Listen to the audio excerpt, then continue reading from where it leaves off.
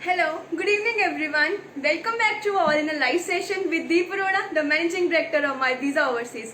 आज का live session काफी ज्यादा इंटरेस्टिंग होने वाला है क्योंकि आज के लाइव सेशन में आज हम टूरिस्ट वीजा, विजिटर वीजा और पीआर वर्क परमिट के बारे में बात करने वालेंगे। और सबसे ज्यादा इंटरेस्टिंग फैक्ट तो आज ये है कि सर ने आज वर्ल्ड वाइड अपडेट्स भी देने हैं, जैसे कि आजकल काफी ज्यादा फ्लाइट्स कैंसिल हो रही हैं, इमिग्रेशन की प्रॉब्लम्स आ रही हैं, काफी ज्यादा ट्रैवल इश्यूज आ रहे हैं। तो आज सभी सर ने आज सारे कंसेप्ट्स को क्लियर करना है। तो मैं सभी रिव्यूअर्स को रिक्वेस्ट करती हूँ कि आज आप सभी हमारे साथ 5:30 बजे तक जरूर बने रहिए और इसको जल्द से जल्द फॉरवर्ड भी करिए, जितना आप कर सकते हैं अपने फैमिली ग्रुप्स में, अपने रिलेटिव्स में जल्द से जल्द फॉरवर्ड भी करिए।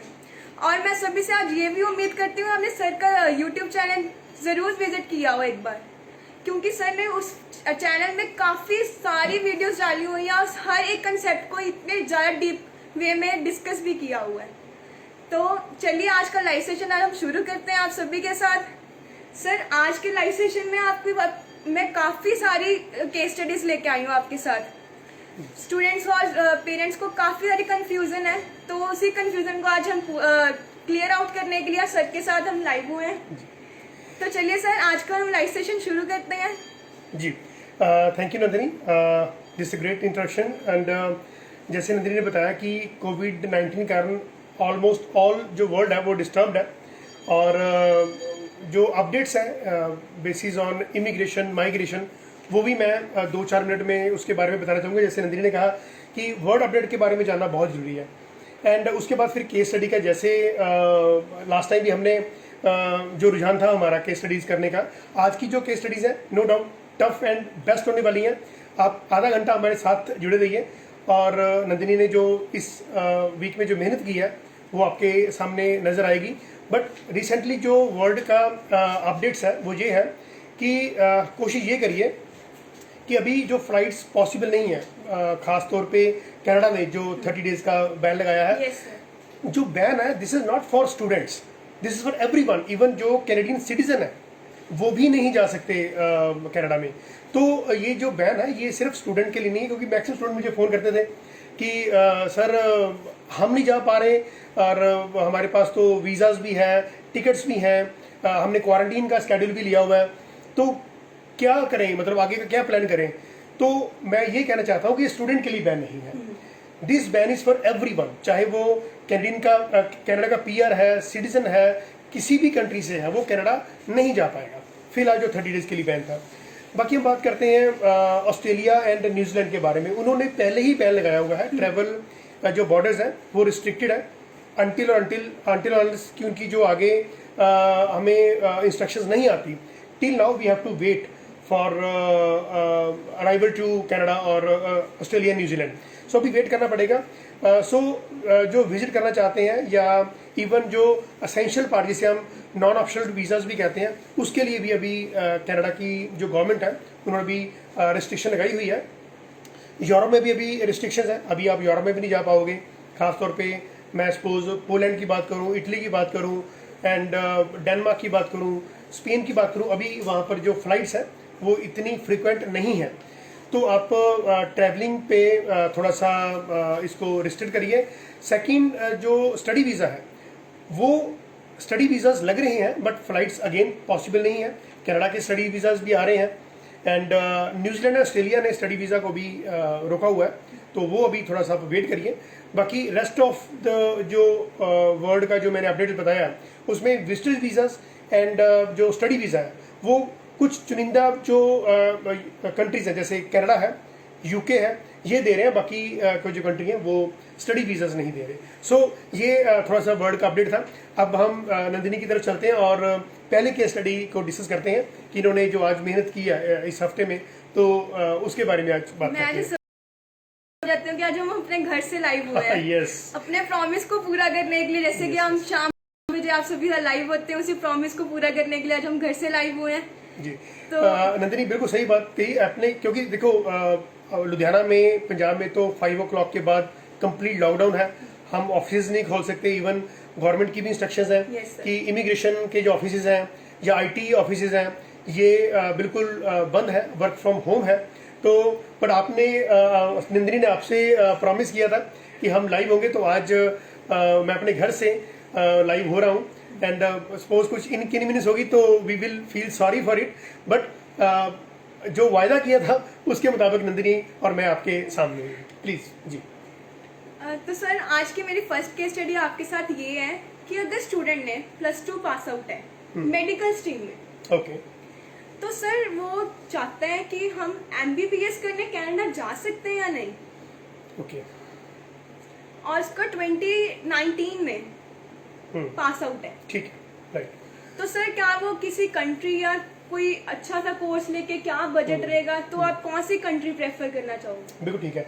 सो नंदिनी, ये क्वेश्चंस बहुत बड़े क्वेश्चन है, क्योंकि मैक्सिमम क्वेश्चन इस लेवल के आते हैं कि हमने +2 मेडिकल किया है तो हमें MBBS करने जाना है। देखिए, जो Canada, Australia, New Zealand, US, UK है, ये MBBS के लिए नहीं ऑथराइज है, क्योंकि ये इंजेक्शन सर्जरी के लिए ऑथराइज नहीं है। मतलब इंडिया का जो पर्सन है वहाँ पर जो डॉक्टरेट करने जाता है, तो वो पर्सन वहाँ पर वैक्सीनेशन का काम नहीं कर सकता, सर्जरी काम नहीं कर सकता। तो इसलिए हेल्थ केयर का या नर्सिंग के जो प्रोग्राम्स हैं, जैसे BSc नर्सिंग है, MSc नर्सिंग है, या आपके पास BPT है, बैचलर इन फिजियोथेरेपी है, काइंसियोलॉजी है, जेरेंटोलॉजी है, नर्सिंग के मैंने कोर्सेज बता दिए हैं, अर्ली चाइल्ड एजुकेशन जैसे कि लास्ट टाइम हमने बात की थी, एंड ऑप्टिशियन के कोर्सेज हैं, एंड बायोटेक्नोलॉजी के रिलेटेड कोर्सेज हैं। तो मेडिकल में जितने भी कोर्सेज हैं आप वो कर सकते हैं, रादर कि आप MBBS के लिए या BMS के लिए या BDS के लिए ये आप कनाडा, ऑस्ट्रेलिया, न्यूजीलैंड में नहीं कर सकते। हाँ, यूक्रेन है, चाइना है, वो फ्रॉम द लास्ट 20 ईयर्स वो वहाँ पर आप करते आ रहे हैं। तो वी विल प्रेफर कि आप इसको यूक्रेन में कर लें या चाइना से कर लें MBBS। अब जबकि मेडिकल काउंसिल ऑफ इंडिया से ये मान्यता प्राप्त है, मतलब आप इंडिया में आके यदि आप यूक्रेन से या चाइना से भी MBBS करते हैं तो आप इंडिया में आके अपनी जो प्रैक्टिस है वो कर सकते हैं, जो कि medical council of India MCI से अप्रूव्ड होती है।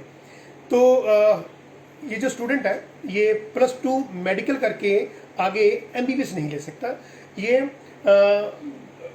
हेल्थ केयर के या नर्सिंग कोर्सेज ले सकते हैं। जी सर, क्या बात है, ये तो हमें पता ही नहीं था कि कनाडा में सर्जरी और इंजेक्शंस का काम तो हो ही नहीं सकता। यस, जो इंडियंस हैं वो नहीं कर सकते, इंडियंस नहीं बल्कि जो भी ओवरसीज या इंटरनेशनल या डोमेस्टिक इंटरनेशनल जो स्टूडेंट्स हैं वो वहाँ पर जाके सर्जरी और इंजेक्शंस नहीं लगा सकते। जी, तो सभी व्यूअर्स को ये जो केस स्टडी है क्लियर आउट होगी हो कि हम MBBS करने कनाडा नहीं जा सकते, यूक्रेन या चाइना जा सकते हैं। तो सर, आज की मेरी नेक्स्ट केस स्टडी आपके साथ ये है कि सर, अगर स्टूडेंट ने 2014 में +2 पास आउट हो, उसको 7 इयर्स ऑफ एक्सपीरियंस हो प्लम्बर का। अच्छा, प्लम्बर का एक्सपीरियंस। अच्छा, तो सर, क्या स्टूडेंट वर्क परमिट पे कनाडा या किसी और कंट्री में जा सकते हैं या नहीं? देखिए, ये भी क्वेश्चंस बहुत इंपॉर्टेंट है, और हमें मान लीजिए कि 50% कॉल्स आती हैं वर्क परमिट के लिए। हाँ जी सर। कि जैसे नंदिनी का भी जो केस स्टडी है वो कोरिलेट हो जाए किसी के साथ, तो ये बहुत बढ़िया रहेगा, क्योंकि नंदिनी की भी ये कोशिश होती है कि जो भी केस स्टडी वो डिस्कस करती है तो वो चीज़ें कोरिलेटेड हो जाती हैं, और आपको भी पूछने की जरूरत नहीं पड़ती, और आपके कंसेप्ट काफ़ी क्लियर हो जाते हैं। हाँ जी। देखिए, सबसे बड़ी बात यह है कि एक स्टूडेंट है, मान लीजिए इसने 2014 में 2014 में उसने प्लम्बर का नहीं 2014 में +2 पास +2 आउट की, है। ओके, और 7 ईयर का experience, 7 years of sorry experience। 7 year का एक्सपीरियंस है, और उसने प्लम्बिंग का कोर्स किया हुआ या प्लम्बिंग का उसका एक्सपीरियंस है। Yes sir. देखिए, वर्क परमिट जो है वो माई वीज़ा ओवरसीज नहीं करता, पहली बात तो ये है। वर्क परमिट जो है वो सिर्फ उस कंट्री के, जिस कंट्री में जाना चाहता है, उनके जो ICCRC मेंबर हैं या RCIC मेंबर हैं, वही उनका अप्लाई कर सकते हैं। माई वीज़ा के पास वर्क परमिट की अथॉरिटी नहीं है। अब ये हमें मालूम है कि कनाडा जाना चाहता है या ऑस्ट्रेलिया जाना चाहता है या न्यूजीलैंड जाना चाहता है, किसी भी कंट्री में जाना चाहता है। सपोज ये कहता है कि मुझे ऑस्ट्रेलिया में भेज दो, सपोज कनाडा में आपके लिंक्स नहीं है, तो ऑस्ट्रेलिया में भी मारा एजेंसी, जैसे मैं पहले बोलता हूँ, जो माइग्रेशन के रिलेटेड जो रेगुलेटरी एजेंसीज है फ्रॉम ऑस्ट्रेलिया, जिनके पास लाइसेंस है, वही सिर्फ वर्क परमिट काम कर सकते हैं।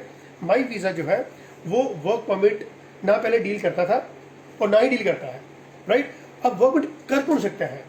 एक तो मैंने बता दिया कि मारा एजेंसी है, या ICCRC मेंबरशिप है, या न्यूजीलैंड के जो कैनेडियन सिटीजन है, या उनकी जो परमानेंट रेजिडेंसी है न्यूजीलैंड में, वो कर सकते हैं।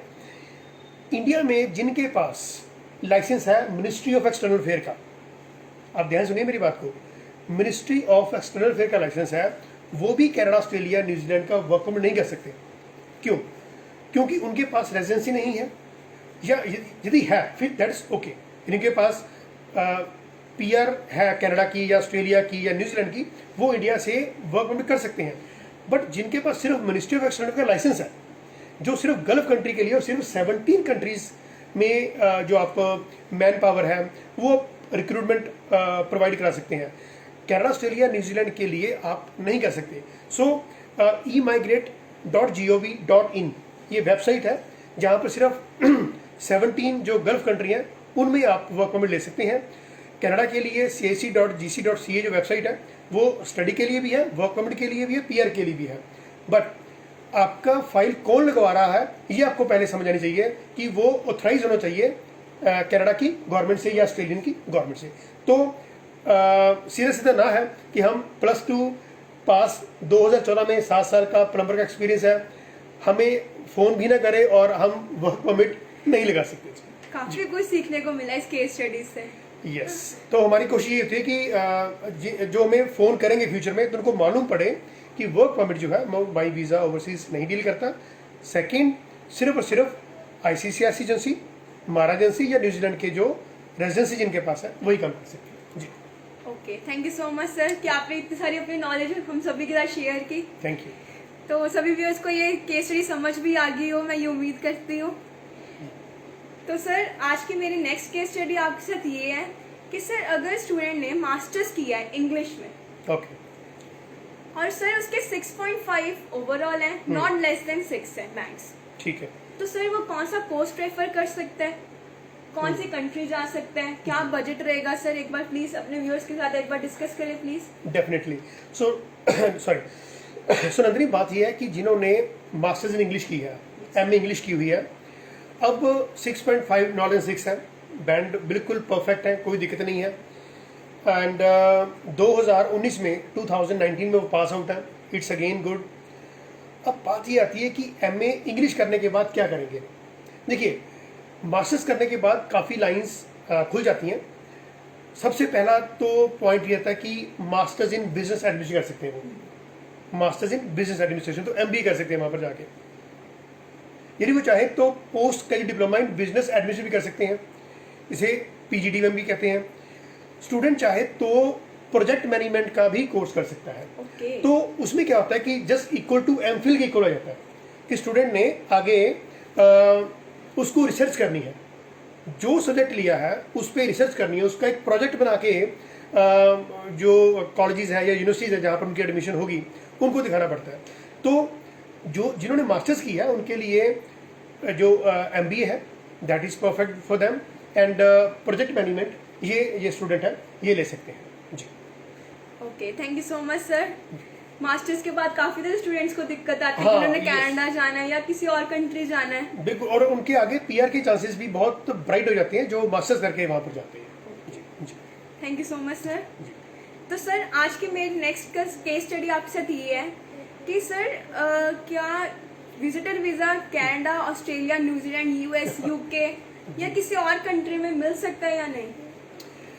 ओके, तो नंदिनी, जैसे आपको फ़ोन्स आते हैं, मुझे भी फ़ोन्स आते हैं, तो लोग मैक्सिमम जो क्वेश्चंस करते हैं कि सर UK की फ़ाइल हमारे पास है, कनाडा की फ़ाइल हमारे पास है, तो प्लीज़ आप इसको परस्यू करिए, हम कनाडा जाना चाहते हैं, वहाँ पर हमें हमारा जो सिस्टर ब्रदर है वो पढ़ रहे हैं या उनकी रेजिडेंसी हो चुकी है या कोई दुख आ गया, कोई सुख आ गया, तो वो वहाँ पर जाना चाहते हैं।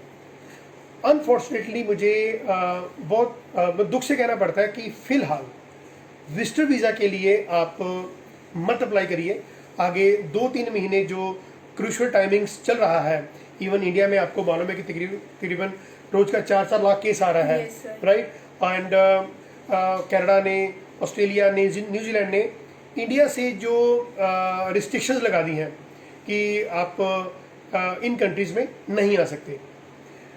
अब बात आती है कि हम अप्लाई करें विजिटर वीज़ा के लिए, तो पहली बात तो पर्पस शो करना पड़ेगा। अब एम्बेसी ऑफिसर का एक बेसिक क्वेश्चन ये होता है कि वाई कि इतने कोविड का इतना माहौल गलत बन चुका हुआ है, इतना लोग अपनी जान गंवा रहे हैं, डेथ रेट काफी ज्यादा बढ़ हाँ, चुका है। डेथ रेट भी काफी बढ़ चुका है। और हमें मैं तो देखो, अब मेरा ऐसा कहने का मतलब नहीं बनता क्योंकि मैं तो एक इमिग्रेशन कंसल्टेंट हूँ, बट मैं यही कहूँगा कि गवर्नमेंट की जो गाइडलाइंस हैं, जो एसओपी हैं, जो प्रोटोकॉल्स हैं, उनको फॉलो करिए। जैसे आप कोशिश करिए कि बाहर मत जाइए, क्योंकि जब जरूरत हो, सपोज आपको कोई खाने की जरूरत है, उसके लिए सामान लेके आना, तभी जाइए। वो भी कोशिश करिए कि 4, 5, 7, 10 दिनों का जो सामान है वो इकट्ठा लेके आइए, क्योंकि लॉकडाउन की प्रक्रिया चल रही है। एंड कोशिश ये करिए कि आप घर में ही रहिए। तो पंजाब गवर्नमेंट या इंडियन गवर्नमेंट तो यही कह रही है घर में रहिए। अब हम जा रहे हैं बाहर तो हम कहते हैं कि हमें कनाडा, ऑस्ट्रेलिया, न्यूजीलैंड जाना है, तो वीज़ा ऑफिसर का पहले यही क्वेश्चन होता है कि why, what is the purpose, आप वहाँ पर क्यों जाना चाहते हैं, अपने जान हथेली पे लेके आप क्यों जाना चाहते हैं। तो विजिटर्स वीज़ा किसी भी कंट्री का है, यदि अनटिल उसकी बहुत बहुत ज़रूरत है आपको कि हम अप्लाई कर सकते हैं, उसका भी डिसीजन वो इतना मुझे नहीं लगता कि बहुत बड़ी आने वाला है, क्योंकि यूएस की पहले ही 3 से 4 महीने की वेटिंग है। एंड बाकी जो कंट्रीज हैं उनका वीज़ाज की सक्सेस क्या है, नोबडी नोज। सो कोशिश ये करिए कि आप अभी विजिटर वीज़ा के लिए रुकिए, ताकि मुझे लगता है कि अभी आपको रुक जाना चाहिए। और मैं एक चीज़ और आपको ऐड करना चाहता हूँ यहाँ पर कि जैसे नंदिनी ने अभी केस लिया था कि +2 मेडिकल के बाद जो एमबीबीएस करना चाहते हैं, राइट। देखिए, कई स्टूडेंट्स को नॉलेज नहीं होती, उनके माइंड में यही चलता है कि हम एमबीबीएस कर लेंगे, कनाडा, ऑस्ट्रेलिया, न्यूजीलैंड जाएंगे। Yes, sir. तो यहाँ पर लैक कहाँ पर होता है काउंसलिंग में। Yes. हमने लास्ट टाइम भी जो केस स्टडी ली थी उसमें बताया था, नंदिनी ने बताया था कि काउंसलिंग फ्री ऑफ कॉस्ट लीजिए। माई वीज़ा ओवरसीज 1 रुपया भी आपसे काउंसलिंग का नहीं देता, राइट। सो 10th आपने सपोज कर ली है या सपोज +2 भी कर ली है, तो आप एक बार मुझे जरूर आके मिलिए, टाइमिंग्स लीजिए, मेरी एक्सपर्ट टीम है वो भी गाइड करेगी, मैं खुद आपको गाइड करूंगा। मेरा आपको कॉन्टैक्ट नंबर मालूम है कि 9815873700 पे आप कॉन्टैक्ट कर सकते हैं, आप मेरे साथ अपॉइंटमेंट फिक्स कर सकते हैं। एंड उसके अकॉर्डिंगली आपको बताया जा सकता है कि 10th के बाद आपने आर्ट्स में कौन कौन से सब्जेक्ट लेने हैं। हम तो कहते हैं मैथमेटिक्स लीजिए, इकोनॉमिक्स लीजिए, पॉलिटिकल साइंस लीजिए, या आप कोई वोकेशनल सब्जेक्ट लीजिए, जैसे अपरेल डिजाइनिंग है, या आप कोई कॉस्मेटोलॉजी का कोर्स लेना चाहते हैं, कोई हेयर ड्रेसिंग कोर्स लेना चाहते हैं, जहाँ पर आपको प्रोफेशनलिज्म मिले। जैसे आप कहीं कंट्री में बाहर जाना चाहते हैं तो वहाँ पर आपको जॉब अच्छी मिल जाए। Yes. तो जो स्टूडेंट म्यूजिक ले लेते हैं, या फाइन आर्ट्स ले लेते हैं, या ड्राइंग लेते हैं, पेंटिंग लेते हैं, ज्योग्राफी ले लेते हैं, फिजिकल एजुकेशन ले लेते हैं, उनके लिए हमें उनको सिर्फ एसोसिएट्स ऑफ आर्ट्स या फाइन आर्ट्स या जनरल आर्ट्स के अलावा हम उनको कोर्सेज नहीं दे पाते। यदि सपोज हम उनको एडमिनिस्ट्रेशन कोर्स देते हैं या मैनेजमेंट कोर्स देते हैं, अब वीज़ा के कितने चांस हो जाते हैं ये डिपेंड करता है। बट कोशिश करिए कि कोर्स जो है वो अपने स्ट्रॉन्ग रखिए। और साथ में आपको हम ये भी कहना चाहते हैं कि अभी देखो कोविड का टाइम चल रहा है और वर्क फ्रॉम होम का हमने सिस्टम किया हुआ है, माई visa overseas work from home कर रहा है। जो भी लोग, चाहे वो काम कर रहे हैं इमिग्रेशन का, चाहे वो आइल्स कोचिंग सेंटर चला रहे, क्योंकि वो भी आइल्स के भी अब जो इंस्टीट्यूट्स है वो ऑनलाइन हो गए हैं। एंड तो वो हमारे साथ ट्रेनिंग सेशन भी ले सकते हैं ऑनलाइन, हम वेबिनार कर सकते हैं। आपको किसी भी किस्म की कोई ज़रूरत होती है, देखिए बाहर तो जाना नहीं किसी ने भी, सेमिनार का तो दौर खत्म हो गया, राइट। तो वेबिनार्स में है, आप हमें फ़ोन करिए, जूम पे आ जाइए, वीडियो कॉलिंग कर लीजिए, कोई भी आप सोशल मीडिया हमारे साथ आप यूज़ कर सकते हैं, ट्रेनिंग लीजिए। स्टूडेंट के लिए तो यही रिक्वेस्ट है कि आप काउंसलिंग लीजिए, और जो आइल सेंटर चलाते हैं उनके लिए रिक्वेस्ट होगी कि आप ट्रेनिंग जरूर लीजिए, या जो काम जिन्होंने नया शुरू किया है इमिग्रेशन का, तो वो भी हमारे साथ जुड़ के काम सीख सकते हैं। हम कभी नहीं कहते कि आपने काम सीख लिया तो हमसे ही काम करवाओगा, आप कहीं से भी काम करवा सकते हैं। और हम आपको 70% जो हमारी अर्निंग होती है वो आपको शेयर करते हैं। तो मुझे लगता है कि ये एक बहुत हैंडसम मनी आपको मिल सकती है। बट देखिए, अब घर बैठे सब कुछ होना नहीं है, बस ये आपको थोड़ा सा कम्युनिकेट करना पड़ेगा, बात करनी पड़ेगी, समझना पड़ेगा कि जो इमिग्रेशन है वो कैसे वर्क करता है। तो आप थोड़ी मेहनत करिए और पैसा बहुत मिलेगा आपको। एंड एथिक्स से काम करिए, जैसे माई वीज़ा एथिकली काम करता है, ऑनेस्टी से काम करता है, पूरी ट्रांसपेरेंसी काम करता है। हम स्टूडेंट के कैन यू इमेजिन कि जो फॉर्म भरते हैं उनको एक ही चीज़ बताते हैं, मतलब एसओपी तो हम लिखते नहीं है। मैक्सिमम जो कंसल्टेंट है वो एसओपी खुद लिखते हैं या 90% खुद लिखते हैं और 10% स्टूडेंट से लिखवाते हैं। हम उल्टा करते हैं, हम 90% स्टूडेंट करते हैं, 10% में हेल्प करते हैं, उनको फॉर्मेट देते हैं कि आप ऐसा कर सकते हैं, हमको गाइड करते हैं। क्योंकि एसओपी पे ही वीज़ा मिलना है, यदि आपकी स्टेटमेंट पर्पस ही क्लियर नहीं है तो फिर वीज़ा के चांसेस बहुत कम हो जाते हैं। ऐसे ही ओवरसीज जब आप विजिटर वीज़ा लेते हैं तो लेटर ऑफ कवरिंग होता है कि आपने जो इटनरी तैयार करनी है कि कहाँ जाना है, कौन सी होटल में, कहाँ पर कितनी स्टे करनी है, किस सिटी में जाना है, तो उस पर आपका वीज़ा डिपेंड करता है। तो ये सारा डिपेंड करता है आपकी अंडरस्टैंडिंग पे, नॉलेज पे, कि आप ट्रेनिंग कैसे लेते हैं। तो हमारी यही कोशिश होती है कि आप ट्रेनिंग लीजिए। जैसे नंदिनी ने शुरू से बताया था कि माई वीज़ा ओवरसीज़ का यूट्यूब चैनल है, वो आप देख लीजिए, 80+ वीडियोज़ है।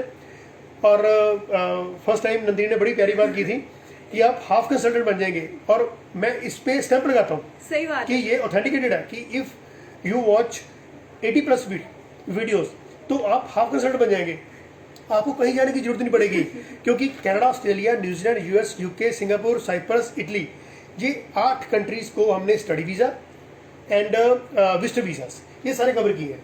तो आपको ऑथेंटिकेटेड जो नॉलेज है वो मिलेगी, ऑन रिकॉर्ड जो नॉलेज है वो मिलेगी। कई लोगों ने तो वीडियोस देख के वीज़ा लगवा लिया अपने, तो आप भी ऐसा कर सकते हैं। तो टाइम फिर मैं जहाँ ले गया, तो नंदिनी ने कहना कि मेरी अभी 1-2 केस स्टडी और पढ़ी है, टाइमिंग्स भी आगे बीता जा रहा है, तो अगली केस स्टडी लेते हैं जी। व्यूअर्स, ये बात बिल्कुल सही कही है कि work hard is the key to success. Yes, जब तक आप वर्क हार्ड नहीं करेंगे तब तक कुछ भी नहीं मिलेगा। डेफिनेटली। तभी अगर कोई भी प्रॉब्लम रहती है, आप सर के पास, इमिग्रेशन ऑफिस है सर का, पर्ल पैलेस घुमान मंडी में ज़रूर विजिट करें, या उनको कॉन्टैक्ट नंबर से आप उनको ज़रूर कॉन्टैक्ट भी कर सकते हैं। सर का फ़ोन नंबर है 9815873700 पर ज़रूर कॉन्टैक्ट करिए अगर कोई भी आपको इश्यू आता है। तो सर, आज की मेरी नेक्स्ट केस स्टडी आपके साथ ये है कि सर अगर स्टूडेंट ने बीटेक की है, ओके, ये देखा ये लास्ट केस स्टडी है ना। यस, ये लास्ट केस स्टडी, जैसा 5 मिनट हमारे साथ जुड़े रहिए, बस फिर हम आपको फ्री कर देंगे आपको। जी जी नहीं, व्यूअर्स बोर नहीं होते हमारे साथ, काफी ज्यादा उनको इंटरेस्ट होता है। सारी केस स्टडीज हमारे साथ वो जरूर वो सुनते हैं हमारी सारी। और आपको मालूम है कि नेक्स्ट टाइम जो हमने लाइव होना है 7 मई को 5 o'clock, उसमें जैसे मैंने बताया था कि केस स्टडीज तो नंदिनी बहुत मेहनत कर रही है, तो उसमें हम कोशिश ये करेंगे कि सिर्फ और सिर्फ यूरोप को कवर कर लेंगे। क्योंकि अब जितनी बात हो रही है वो कनाडा, ऑस्ट्रेलिया, न्यूजीलैंड के ही अराउंड घूमती है, क्योंकि मैक्सिमम आपके जो क्वेरीज हैं वो कनाडा, ऑस्ट्रेलिया, न्यूजीलैंड के लिए है। यूरोप को भी एक सेशन लगाएंगे हम कवर करने के लिए। नेक्स्ट सेशन होगा 7 मई को, फ्राइडे एट 5 o'clock। चाहे हमें घर से दोबारा लाइव होना पड़े, हम फिर यहाँ से लाइव होंगे। अपने प्रॉमिस को पूरा करने के लिए और अपने व्यूअर्स के साथ बातचीत करने के लिए हमें जरूर आना होना है। So nice. And next time हम यूरोप को कवर करेंगे जी। अब लास्ट केस स्टडी लेते हैं जी। Yes sir, sure sir. तो सर, आज की मेरी आपके साथ नेक्स्ट केस स्टडी ये है कि अगर स्टूडेंट ने बीटेक की है जी, उनको 5 years ऑफ एक्सपीरियंस है, उनके 7 और 8 बैंड्स आए हैं जी, 777 बैंड्स हैं, और उनकी जो एज है लेस देन 30 years है। ओके ओके, ठीक है, ओके। तो सर, क्या उनको पीआर मिल सकती है? ओके, देखिए फिर वही बात आती है, वर्क परमिट तो हम बिल्कुल डील नहीं करते, मैंने आपको पहले बता दिया। पीआर के लिए भी देखिए, जो माई वीज़ा ओवरसीज है वो ऑथराइज नहीं है, बिकॉज मैंने पहले ही बताया था कि हम ICCRC मेंबरशिप हमारे पास नहीं है। बट क्योंकि मैंने को लास्ट टाइम बताया था कि हमारी जो ऑथराइज एजेंसी है HV ग्लोबल, जो इमिग्रेशन लिमिटेड नाम की जो कंपनी कैलगरी में है, वो उनके साथ हमारा डायरेक्ट टाई अप है। तो आप प्रोफाइल जो है वो HV ग्लोबल इमिग्रेशन लिमिटेड जो कैलगरी में है उनसे लगवा सकते हैं। वो ICCRC मेंबरशिप है, उनके पास RCIC का भी लाइसेंस नंबर है। सो ये प्रोफाइल, अब देखो मैं ज़्यादा डिस्कस करूंगा तो लोग कहेंगे इन्होंने काउंसलिंग करनी शुरू कर दी पीआर के बारे में, है ना। देखिए, मैं फिर लास्ट टाइम फिर भी बताता आ रहा हूँ कि काउंसलिंग का मतलब ये नहीं होता कि हमने आपकी फाइल ले लेनी है। काउंसलिंग का मतलब ये होता है कि आप फ्रॉडुलेंट एक्टिविटी में इन्वॉल्व ना जाइए। आपको मालूम हो कि आपकी पीआर की फाइल लग सकती है, नहीं लग सकती है, क्या क्या उसमें डेफिशिएंसीज हैं, किनको आपने कवर अप करना है, उसके लिए हम बताते हैं। कई फ्रेंड्स मुझसे पूछ सकते हैं कि सर, यदि आप पीआर करते नहीं यदि आप वर्कआउट करते ही नहीं तो फिर आपको ज़्यादा बोलने की क्या ज़रूरत है। तो सिर्फ एक ही मकसद दिमाग में होता है कि आपको मालूम पड़े। फ्रॉड एक्टिविटी से बचाए, बस जो फेक काम होता है, जो फ्रॉड काम होते हैं, उनसे बचाएं। और माई वीज़ा ओवरसीज़ की एक ही ब्रांच लुधियाना में है और सेकंड ब्रांच श्री गंगानगर में है। और माई वीज़ा ओवरसीज़ की कहीं पर ब्रांच नहीं है। कई लोग सोचते हैं कि कोई माई वीज़ा ओवरसीज़ का कोई और नाम है या कुछ, ऐसा कुछ भी नहीं है। Just my visa overseas Ludhiana and Shri Ganganagar, दो हमारी टोटल ब्रांचेज हैं। इनसे हम ऑपरेट कर रहे हैं। और क्योंकि जैसे मालूम है कि राजस्थान में कंप्लीट लॉकडाउन है तो वहाँ पर मैं नहीं जा पा रहा। वैसे मंडे एंड ट्यूसडे मैं वहीं पर होता हूँ। अनफॉर्चुनेटली कोविड के कारण पंजाब में भी लॉकडाउन लग रहा है और राजस्थान में ऑलरेडी लॉकडाउन है। तो आप लुधियाना से मुझे पूछ सकते हैं जो भी आपने पूछ रहा हो। पीआर की बात कर रहे थे नंदिनी, तो लास्ट 1-2 मिनट आपकी और लूँगा मैं। देखिए बीटेक की हुई है तो इट मीन्स इनकी 16 ईयर की एजुकेशन है, ठीक है जी। 12 प्लस 4 ईयर्स की एजुकेशन है। एक्सपीरियंस इनका 5 ईयर्स का है, ये भी बिल्कुल ठीक है क्योंकि मिनिमम 3 ईयर्स का एक्सपीरियंस मैंडेटरी है। इनके 777-8 बैंड है, वो भी ठीक है। अब इनकी सीआरएस जो कॉम्प्रिहेंसिव रैंकिंग सिस्टम होता है, जो जब पूल में हम फाइल लगाते हैं तो एक सीआरएस जो रैंकिंग है, कॉम्प्रिहेंसिव रैंकिंग सिस्टम, जिसे हम फेडरल स्किल्ड में जैसे एक्सप्रेस एंट्री में डालते हैं तो उसमें चेक हो जाता है कि इनके कितने पॉइंट बनते हैं। मुझे लगता है कि इनकी एज यदि 30 साल से कम है, बीटेक की हुई है, 777-8 बैंड है, तो और 5 ईयर एक्सपीरियंस है, तो उनके 470 के करीब पॉइंट बन जाएंगे जो अकॉर्डिंग टू माय एक्सपीरियंस। तो ये फाइल जो है वो पीआर के लिए एलिजिबल है, बट माई वीज़ा नहीं करता, पहली बात। दूसरी बात, HV global immigration limited category में हम ऑथराइज एजेंसी हैं, वहाँ से आप उनके नेट से नंबर ले सकते हैं, हमसे आप उनका नंबर ले सकते हैं और बिल्कुल सेफ हाथों में आप रहेंगे और आप वहाँ से इस प्रोफाइल को आप करवा सकते हैं। हमें इसमें कोई दिक्कत नहीं है, बट माई वीज़ा ओवरसीज इस फाइल को नहीं लेता। हाँ, अब सबसे बड़ी बात यह है कि जिन फ्रेंड्स के 4 बैंड आ जाते हैं या 4.5 आ गए, या उन्होंने +2 की है, 20 साल हो गए एंड एक्सपीरियंस कोई ज़्यादा नहीं है और वो कहते हैं कि हमारी पीआर लग जाए, तो कोशिश ये करिए माय फ्रेंड्स की पीआर की फाइल मत लगाइए, क्योंकि आपके साथ ठगी के अलावा कुछ नहीं होगा। 3-4-5 लाख की ठगी आपके साथ होगी और आप सभी को ही बुरा सोचेंगे कि सारे कंसल्टेंट बुरा होते हैं। ये तो पैसे वेस्ट करने वाली बात होगी। एग्जैक्टली ये तो मतलब अंधे कुएं में छलांग लगाने की बात होगी, है ना। तो पैसा मत वेस्ट करिए। आपका जो पैसा वो हार्ड अर्न मनी है। होता क्या है कि जब आपका पैसा वेस्ट जाता है ना, तो आपको बाकी के कंसल्टेंट भी सारे गलत लगते हैं, राइट। कहते हैं कि जब एक सेब को किसी गंदे सेबों में रख दी जाए ना, तो वो जो साफ सेब है वो भी गंदा हो जाता है, या गंदे सेब को साफ में रखो तो सारे ही गंदे हो जाते हैं। तो कहने का मतलब ये है कि हम और हमारे साथ कई लोग ऐसे जो अच्छे कंसल्टेंट हैं, जो गवर्नमेंट से ऑथराइज हैं, जो बहुत एथिकली काम करते हैं। देखो, अच्छे लोगों की कोई कमी नहीं है पूरे इंडिया में, सभी अपने एथिक्स के मुताबिक काम करते हैं। कुछ लोग ऐसे होते हैं जो काम ठीक से नहीं कर पाते, नॉलेज नहीं हो पाती, तो वो नुकसान करते हैं बाकी जो कंसल्टेंट का। बट हमारी कोशिश ये होती है कि आप थोड़ी डिस्कस करनी पड़ेगी। Sorry to interrupt, sorry for inconvenience. तो मैं ये कह रहा था कि कोशिश ये करिए कि आप जो फाइल्स हैं वो सिर्फ और सिर्फ ऑथराइज एजेंसी से लगाइए और अपनी एजुकेशन कंप्लीट करके लगाइए। ये +2 की या 20 साल हो गए हैं जी और अब आइल्स में बैंड है नहीं सर, अब मुझे भेज दो कनाडा, ऐसे हम नहीं भेज सकते।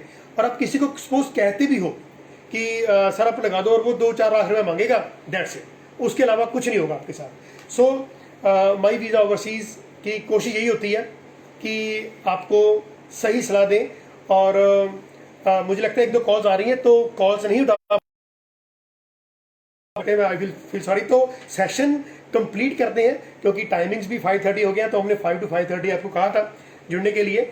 और कोशिश हमारी यही है कि आगे जो 7 मई का हमने सेशन करना है, और मैं आपके साथ जुड़ेंगे। तब तक के लिए हमें इजाजत दीजिए। So nice of you for watching. Thank you so much sir, आपने इतना प्रीशियस टाइम निकाल कर हमारे साथ लाइव इंटरेक्ट हुए। जो हमसे क्वेरीज थी स्टूडेंट्स और पेरेंट्स की सारी क्लियर आउट हुई। तो सभी व्यूअर्स को मैं आज रिक्वेस्ट भी करना चाहती हूँ कि be safe from the fraud activities. तो thank you so much sir, thank you so much viewers for so much of cooperation with us. Thank you so much. Take Next care. time आप सभी का live होंगे at Friday at 5 o'clock. Thank you so much. Thank you.